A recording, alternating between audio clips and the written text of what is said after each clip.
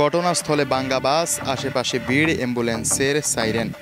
ফরিদপুরের ভাঙ্গা বরিশাল মহাসড়কে ভয়াবহ সড়ক দুর্ঘটনা। মুখোমুখি সংঘর্ষে আহত অন্তত 10 জন। নিহতের সংখ্যা নিয়ে দেখা দিয়েছে বিভ্রান্তি। আমি গোল্ডেন লাইনের ড্রাইভার, আমি এখান থেকে গাড়িটা স্লো আসতেছি, আমার জিপিএস আছে, সম্পূর্ণ আছে, ঠিক আছে। আমি আসতেছি, ও করলো কি দুটা গাড়ি ওভারটেক করে, একটা অটো একটা পিক আপ ওভারটেক করে মনে করেন আমার পিছনে, আমি খালি মার্ক করে এটা ঠিক করে দিচ্ছি, আর আমি কিছু বলতে পারি না। কোনো হতাহতের ঘটনা ঘটছে? হতাহতে আমার 3টে মহিলা অবস্থা খুব সিরিয়াস, আহত হয়েছে সাময়িক। আর আমার সুপারভাইজারের কান, বাউমুরের কান কাটটা মানে কত দূর আছে কোথায় মেডিকেলে পাঠাইছে। নিহত কেউ হয় নাই? না, নিহত কেউ মেডিকেলে কি অবস্থা সেটা বলতে পারি।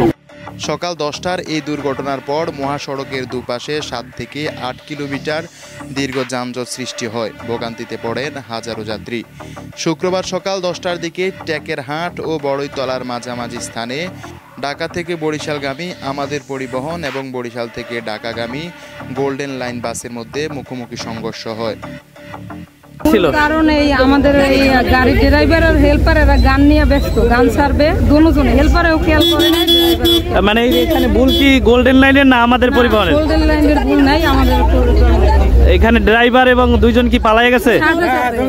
অন্ধকার হয়ে গেছে, ধোঁয়ায় আমরা কিছু দেখতেছি না, পরে দেখি যে ড্রাইভার হেল্পার কেউ নেই।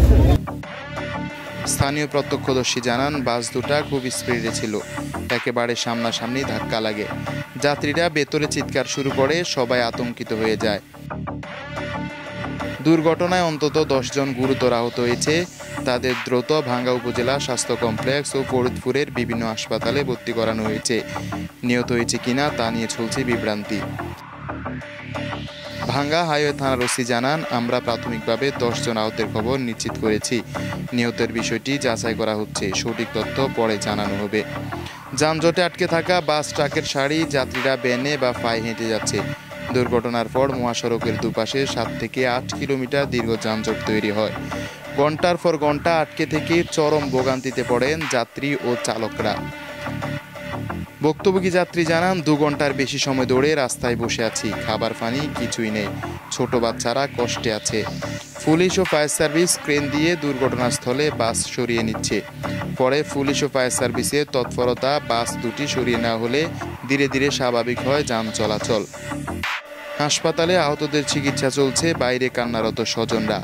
ভাঙ্গা বরিশাল মহাসড়কের সকাল 10টার এই দুর্ঘটনায় আহতরা এখন চিকিৎসাধীন। নিহত হয়েছে কিনা তা নিয়ে এখনও নিশ্চিত করেনি প্রশাসন। তবে দীর্ঘ যানজটের কারণে দুর্ভোগ পোহাতে হয়েছে হাজারো মানুষকে। আহত 10, নিহত নিয়ে বিভ্রান্তি, 8 কিলোমিটার যানজট। Desk report, Bartadesh news.